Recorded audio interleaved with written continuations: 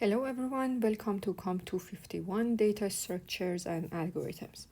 In this video, I'm going to talk about recursion. I will give an brief introduction to recursion and talk about how the computer can actually execute recursive functions. So recursion is a very important problem-solving technique in computer science, and this is why I actually emphasize on recursive definitions in many different subjects of this course. That whenever we are talking about new data structure or new problem, you can see that most of the time I'm referring to some recursive definitions because in fact this is the idea behind many different problem solving techniques in computers. And I mean, I just wanted to emphasize on this fact that recursion is really important, and you would benefit a lot if you learned it properly. So the idea of recursion actually comes from this fact that sometimes when you are solving a problem, it might be easier to think of solving a smaller problem of the same type, but just this a smaller size. And so we actually wanted to repeatedly make the problem smaller and smaller and smaller. And for example, we know that if I know the answer of a smaller problem, how to use that answer and actually solve the larger problem. So if we know this process, so we can repeatedly make the problem smaller and smaller until some point that, okay, the problem is as small as you can solve it on its own, which that is going to be called the base case of the recursion. So you know that answer and you just recursively come back and created the answer for the larger problem, for the larger until you reach to the original problem that you are solving. So this is the idea of the recursion. But how the computers actually run recursive functions, I wanted to actually just recall that how the computer calling the other methods, it is very actually regular that normal that you inside a function you call another function. For example, if you have a function like y, that you can see that I have a function call of x, you are calling another function, you are passing it some value, and that it's just like you know the idea. This is very simple. This is going to call this function, this value will be passed, it actually calculates whatever is the body of that function, and then return some value, and that value will be actually returned here, and you just continue, right? So if when you are writing a function, you instead of calling another function, you call the same function, that function is going to be a recursive function. So at the end, we will see that how I will actually show you that how the computers using a stack frames can execute recursive functions. But before that, let me actually show you a couple of examples. So here you can see that I have a function which is a recursive function. Why? Because the function is calling itself. The name of the function is test, and you can see that this is calling the same function, okay, with one argument. So I wanted to know that if I execute this code, what will be the output? So when you pass the, when we are actually simulating the recursive functions, we have to actually deal with the function as we already actually know about the function calls, right? So think about it in this way, that the computer would create a stack frame, in fact, for this function call. You call test with the argument 4, okay? So I'm just trying to simulate that how the computer will actually execute this code. So it's just like you have, a copy of the this code, and in fact, the code will not be copied, in reality, but you can just think about it in this way to make it simpler for you to understand it. So just assume that you have a copy of this function with the argument that you passed it. So it's going to be test 4 with the argument 4. The value of n is going to be 4, okay? So every variable that you have in the function is going to be copied in here. So there is going to be all of the one copy of all the local variables inside this box. So how the computer executes? So the computer will just check the first line. It is checking the value of n. If n is greater than 0, what is n? N in this function call is going to be 4.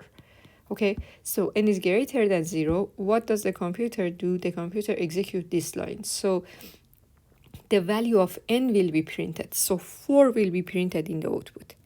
Then the computer goes to the next line.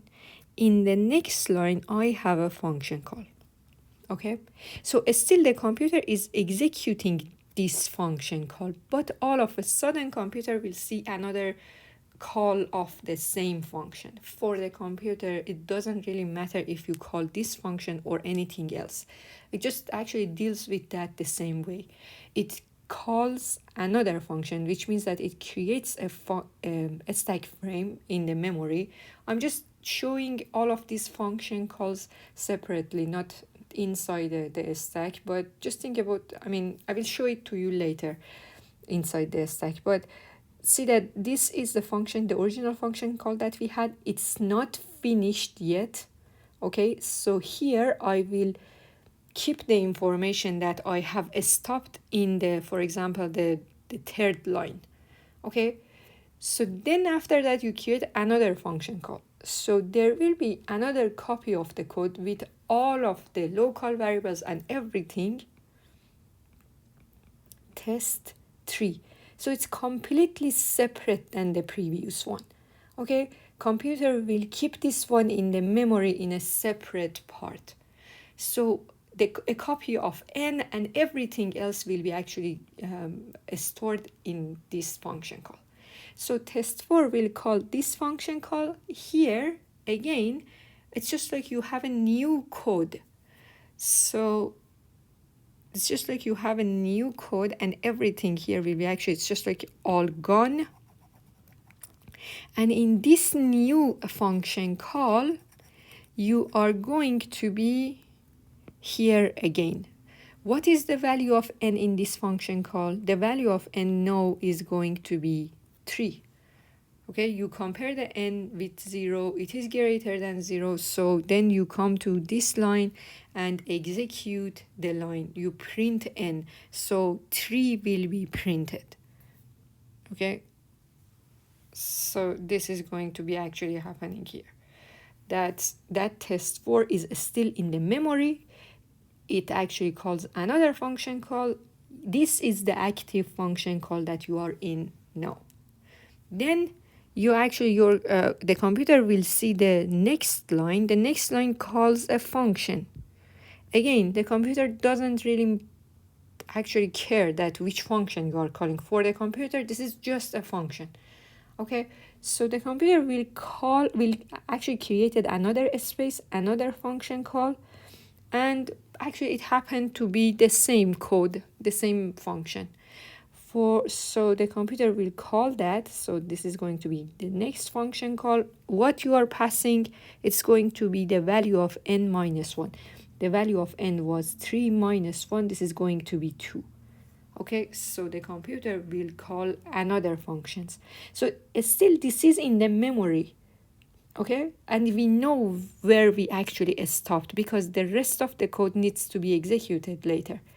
But now the control of the computer will go to this new function call, and this one is going to be the active function call. So this is going to be created, and then the fellow of the computer will actually just jump into this new function call, and this one is going to be the active one. You can see that this one and this one are still in the memory.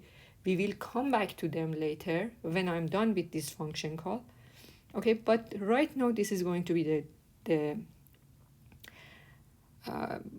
active function call. So again, you have a function, the computer will check the value of n with 0, n here is 2, it is greater than 0. The computer will execute this line, 2 will be printed in the output, which is the value of n, right? And then you will see another function call. Okay, the computer again creates a new space for the new function call. It passed the argument for that, which is going to be 2 minus 1, which is going to be 1, right? So it's just like a new function call will be created. This is going to be kept in the memory, but this one is going to be the new active one. Okay, the flow will go to this new function call. And again, the same thing happened. The value of n will be compared with 0. N here is going to be 1. It is greater than 0. So this line will be executed. So 1 will be printed in the output. And again, I have another function call. Okay, so the computer will create some separate part of the memory for the new function call. Okay, this is going to be called test 0. You passed n minus 1, which is going to be 0 to this, and the flow of the computer will go to this one. So far you can see that all of these function calls are in the memory, but they are not active. They have been suspended. This one is the active one now. So here n is going to be equal to 0. N is not greater than 0, okay? So this if condition is going to be false. So it goes to the end of the function, okay? So the function is done. The execution of the function is done. This function is not printing or anything. So the computer will just release this space and go back to the previous active, the closest active, previously active function call, which was test1. Okay, so now you can see that which one is going to be the closest one. The computer will keep all of these function calls in a stack. Okay, that's why this one is going to be the top of the stack. So this space will be released, this one will be popped from the stack, and then this one will be top of the stack. So this is the one that you execute. So you come back to test 1. Test 1 will be the active one. So you need to finish the execution of this function call. And the computer knows where it actually stopped, because the computer have stored which part of the code you were actually executing. So here in this function call, not only the variable will be stored, but also you know that which part of the function you were executing. So you were here, you are done, now this line will be executed. So this line in this function call will be executed. What is the value of n here? It is going to be 1. So 1 will be printed in the output, right? Okay, so you can see that this one has been printed in the same function call, but before calling test 0, and this line will be executed after calling test 0. So 2 ones will be printed here, both of them by the same function call, but one of them before calling test 0, the other one after. Okay, so after you are done with calling, actually executing this line, you reach to the end of the function. This function call will be finished. You are done. So where you are going back to the previous function call. Okay, so this one is going to be the active one. So these parts here, all of these are going to be gone. The computer doesn't see them anymore. It's just like, I'm showing them here, but the computer doesn't see them anymore. The space has been released. This one is going to be the active function call. So where were you in this function call? You were here. You execute test 1, right? You are done with this line, and then you come here. You execute this line. What is the value of n in this function call? N is going to be 2. So 2 will be printed in the output. From this line, you actually go back to the previous function call again, because you were done. So this one is going to be the active one. Where were you? You were here, and then you are going to execute this line. The rest of the execution of the code, the value of n is going to be 3. 3 will be printed in the output. Then you are actually done with this executing this function call. You go back to the previous function call, which is going to be this one. And the test4, you were here, and you are executing this line. N is 4. It will be printed in the output. And then you are done with executing this function. Okay, so when it is over, that's it. The whole execution will be finished, and the output will look like this. So each of these boxes that I showed you were actually corresponding to a function call, and they were kept in the memory in fact in a form of a stack. So I actually showed them here in this way to make it more clear for you, but for the computer it will be actually stored in the stack that this will be test4, this will be test3, test2, test1, and test0. Okay, then actually when this part will be released and you go back to here, this part will be released from the memory, so you don't actually see it in the memory anymore. When from here you actually come back to this function call, this part will be released from the memory. When you from here go back to the test4, this part will be released from the memory. Okay, and when, for example, from test3, you go back to test4, this part will be released, and at the end, when actually the execution of this part is done, even this part will be released from the memory. Okay, so this is the way that the computer actually deals with the function calls of the in the recursive functions. Here is actually showing you another example. This is a different function. You can see that I removed that actually printing at the end. So the output of executing this code with the argument 4, this is going to be, you can see that it's just like you are calling a function and you are printing something, but you are printing before calling it, calling the same function with a smaller argument.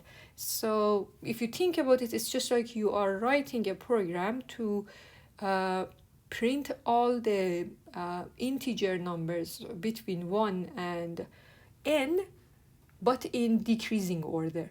Okay, so if I wanted to print in a recursive way, instead of using a loop, here I wrote it in a recursive format. So this is a function, and you can, if you actually just think about the idea, you get this idea of the recursion, that your problem is printing all the numbers from n to 1. So you can divide it two parts.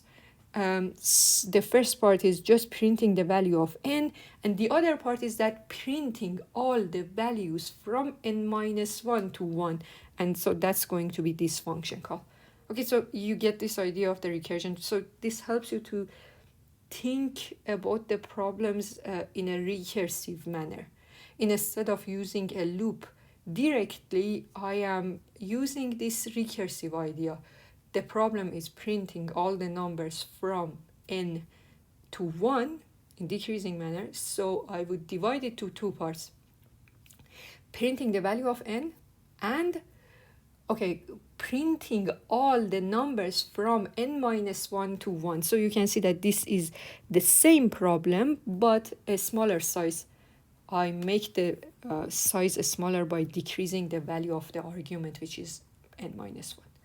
So another example, if you wanted to print all the numbers from 1 to n in increasing order.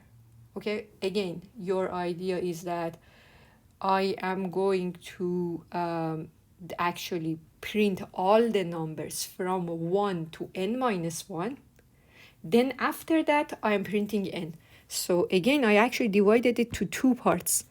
Printing all the numbers from 1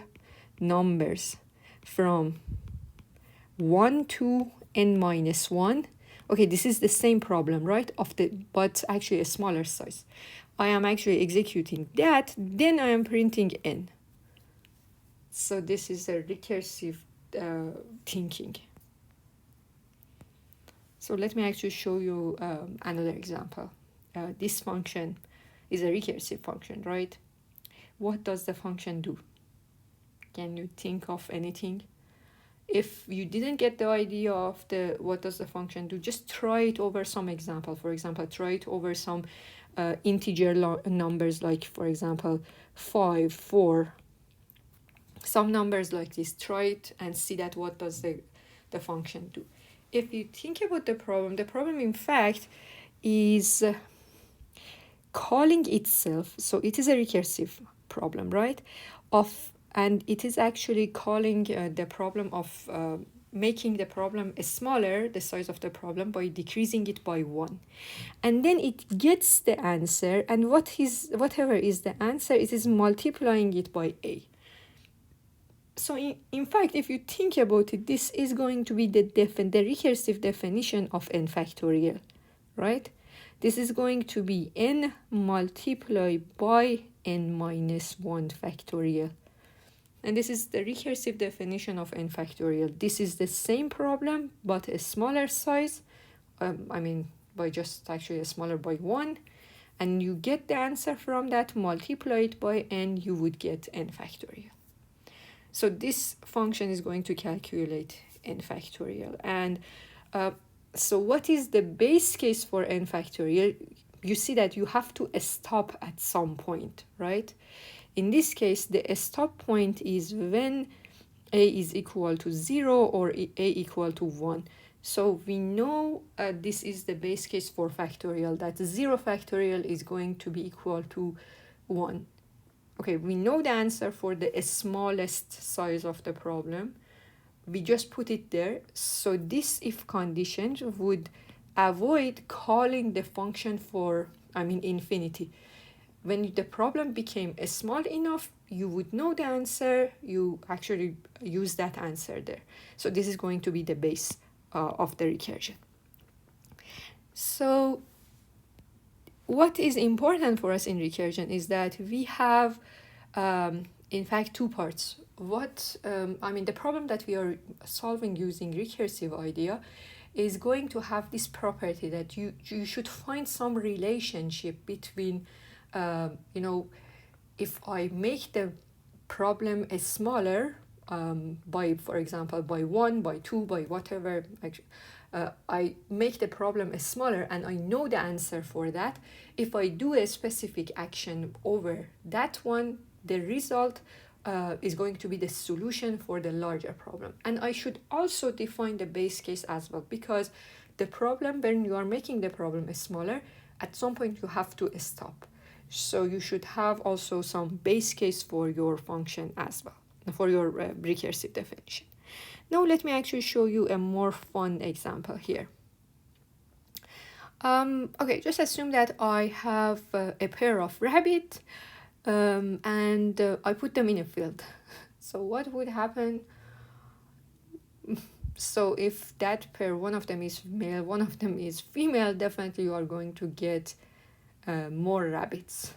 Okay, I'm going to give you some rules for our problem and then ask you the question. The thing is, you can assume that pair of rabbits that we have, they are going to, they are babies, so it would take 1 month for them to get, to reach maturity, and then after that they are going to have some babies. And just assume that they are going to have 2 babies, another pair of rabbits, and one of them again is going to be male, the other one is female. Okay, so now the question is, after, for example, n months, if at the beginning I have 1 pair of baby rabbits, after n months, how many rabbits I'm going to have based on this rule that I gave you. So one more thing actually I forgot to mention here is that each pair of rabbits is going to, when they are baby, they would take 1 month to get maturity, And after that, it would take them 1 month to have um, a pair of rabbits for the next month. Okay, and from that point on, they always, each month, they are going to have a pair of babies. So these are the rules. We wanted to know that how many rabbits we are going to have after n months. So let me actually just write the answer for a couple of months. At the very beginning, we just have one pair, and they are baby, right? They are not going to have any baby. It would take 1 month for them to get maturity, so still they don't have baby. In month 2, they are going to be matured, so they are going to have another pair of rabbits, some baby, right? So in the 3rd month, we are going to have 2 pair of rabbits. One of them are mature, which are parents, the other one are babies. Okay, so in the 4th month, that pair that they are mature, they are going to have another pair. But the other pair, they're not going to have a baby, but they are still there. Just assume that they're not going to die. Okay, so in the 4th month, you are going to have 3 pairs of babies. One pair here is going to have another pair of babies, and they are here, and the other pair is still are getting actually matured. So in the 4th month, you are going to have 3 pairs of rabbits. In the 5th month, what would happen? Now you can see that 2 pairs of rabbits now are matured. They are going to have, each one, they are going to have another pair of rabbits as child, and all of them are alive. So I am going to have 5 pairs of rabbits in the 5th month. So you can actually continue and calculate that how many rabbits you are going to have in the 6th month, in the 7th month, and so on. But now I'm looking for a general answer, that how many rabbits I'm going to have after n months. How can I solve the problem?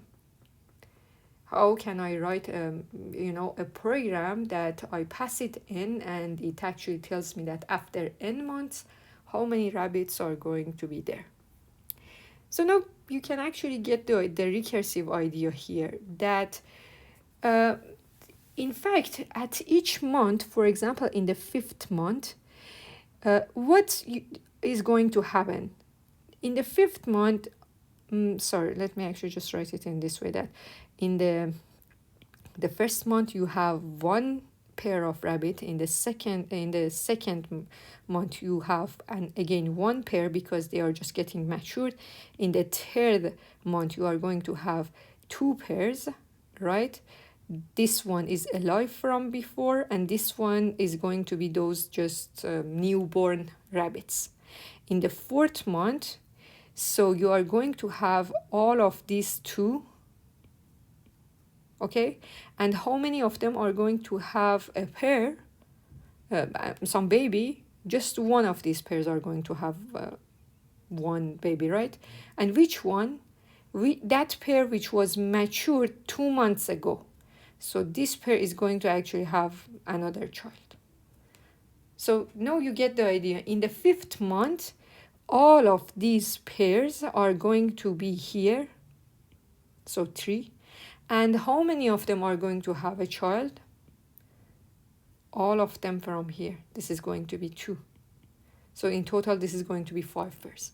So in the 6th month, again, all of these pairs are going to be alive. How many of them are going to have child? All of them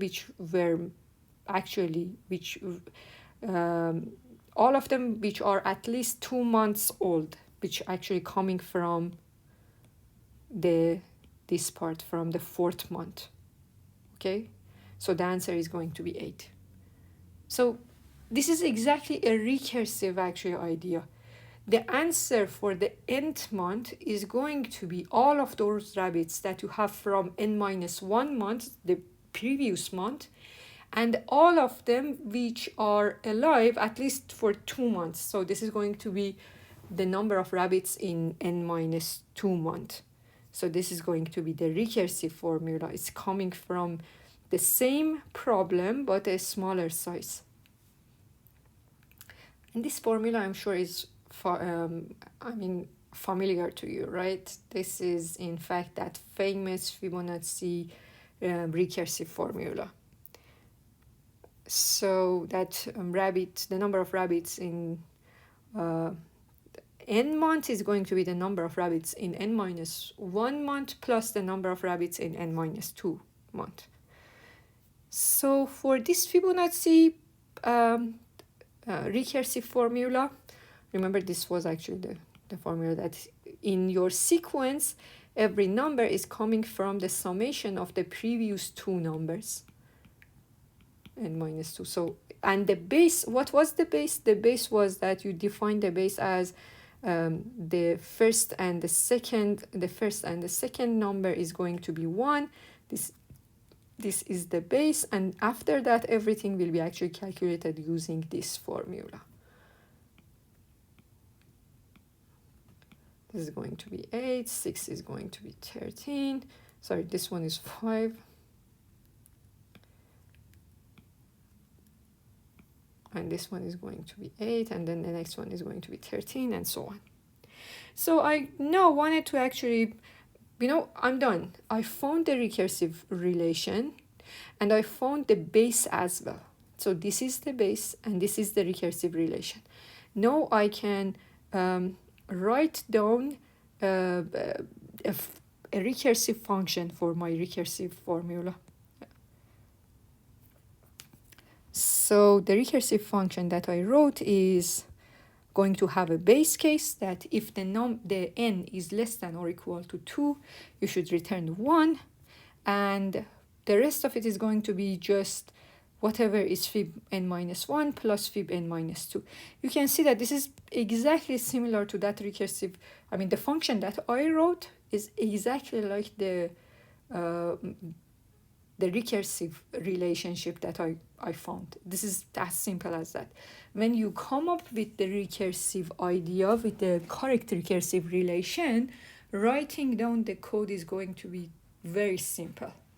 Of course, we know that this algorithm can be done in iterative version as well. I'm going to talk about it later, but let's just actually stick to this one and show you that how the computer execute, for example, fib6. If we call this function with the argument 6, how the computer will execute that. So the computer will check the value of n is greater than or equal to 2, right? So this is false, it comes to here. Here it has two function calls. First, this one will be executed. Okay, so computer will call this one. This is a little bit different than the previous examples that I showed you. In the previous examples, we just had one recursive function calls. Here I have two. So let me actually show you that how the computer will deal with that. So the computer will first execute this one. When it is done with this one, then it actually comes back and execute the next one.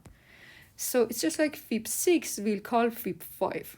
In this function, again, you are here, the value of n is 5, 5 is greater than 2, so it actually comes to this line, execute this function call first, and it also actually needs to execute this one, but first it executes this one.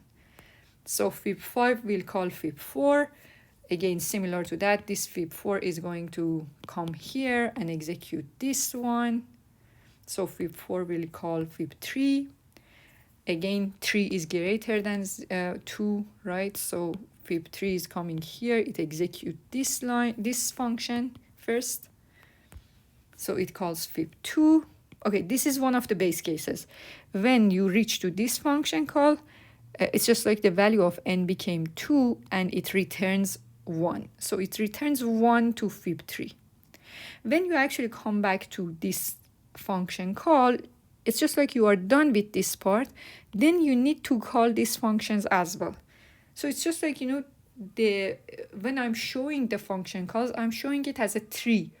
Although all of these function calls that you see here will be executed in the computer, but the computer, when the computer is done with this part is gone from the memory, and then this one will be actually pushed to the stack. Okay? They will be executed, but not all of them will be kept in the memory at the same time.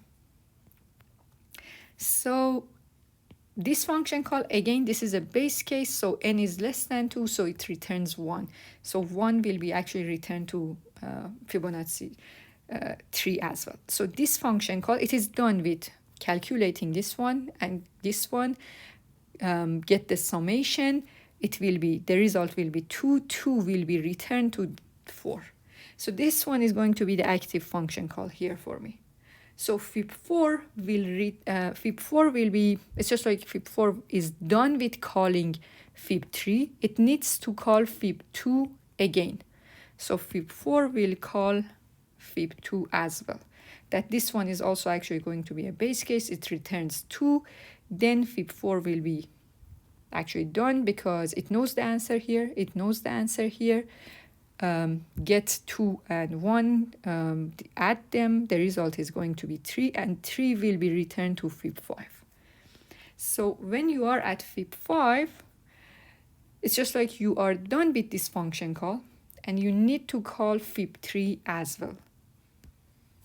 Okay, so fib3 will be called, and you know everything that happened here will be happening here as well. Okay, I'm just actually skipping all of this example because it's going to take a lot of time to explain, but you just know that this is going to be executed, this function called 3, and then 2 will be returned to fib5. So fib5 knows the fib4, and it knows what is the answer of, fib3.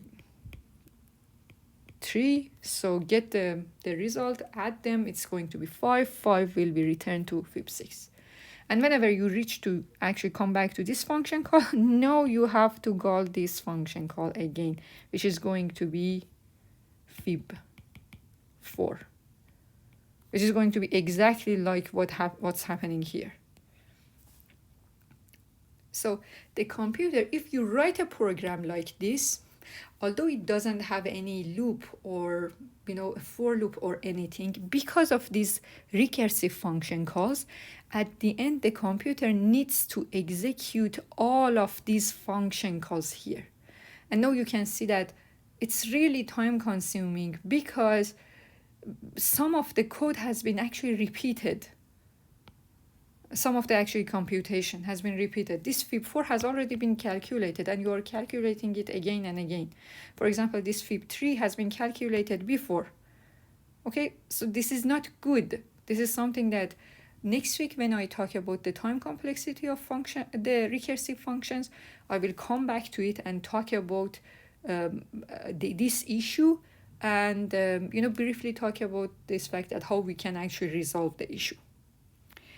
Okay, let's just skip this example. Here is another example about the factorial that we have seen it.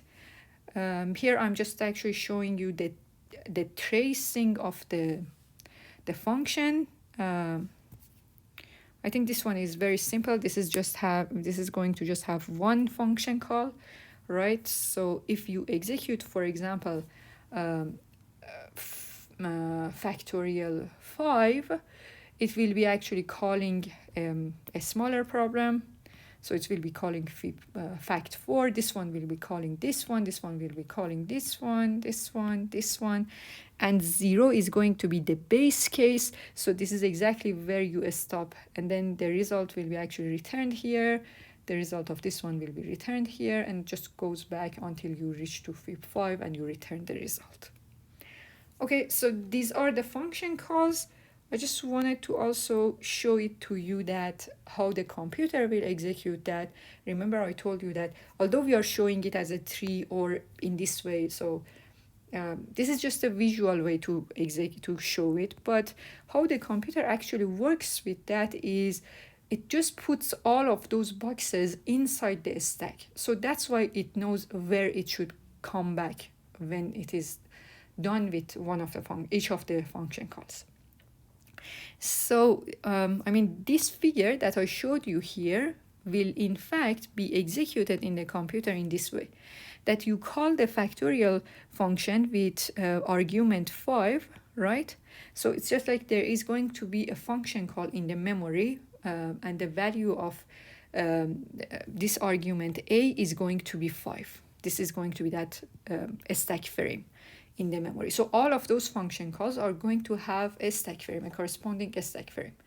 So this is going to be the active stack frame, and whenever the computer reaches to this line and called the same function again, what would happen is another stack frame will be created on top of the previous one, and you see that this is going to be the active stack frame now.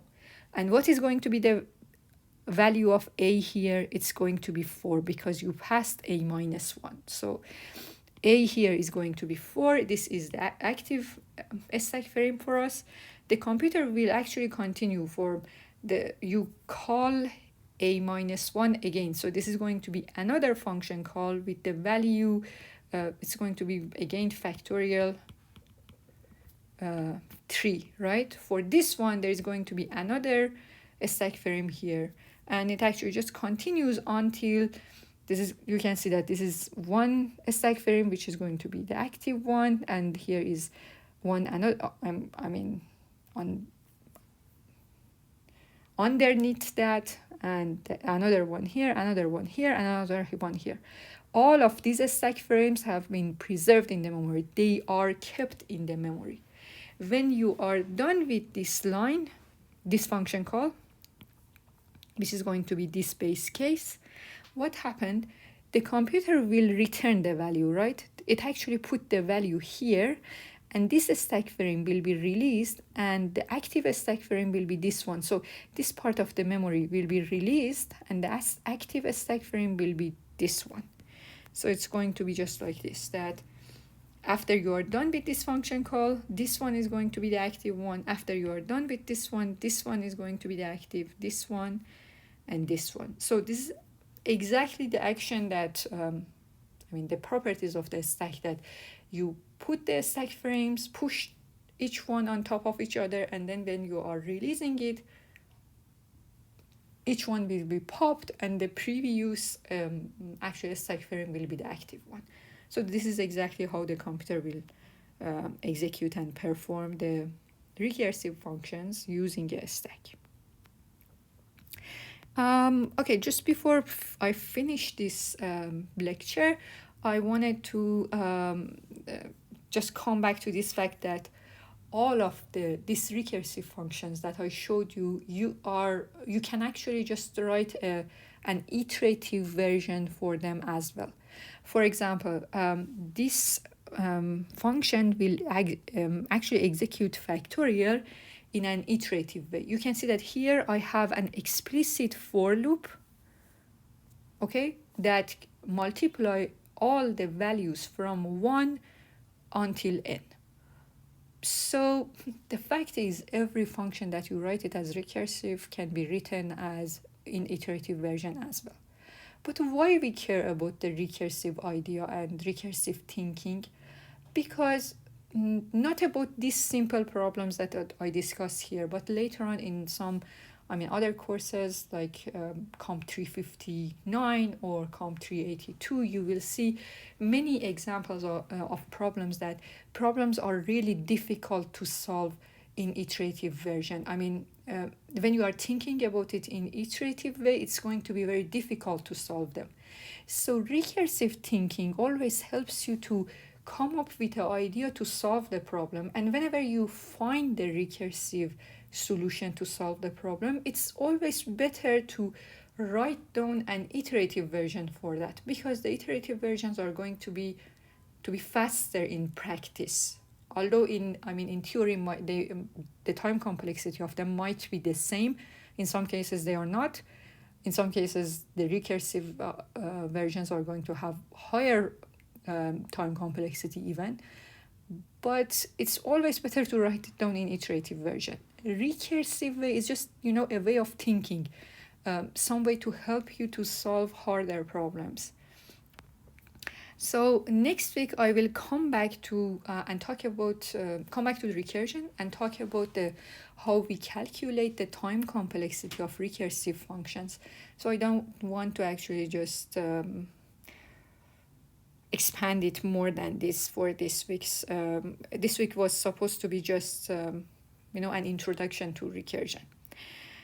So at the end of this lecture, I have a couple of examples that I solved some problem in using a recursive idea, and the solution for all of them is available. This one we have actually already discussed it at the beginning of the lecture.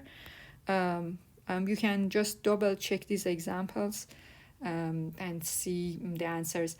So just make sure that after you watch the video, just do all of the examples as well.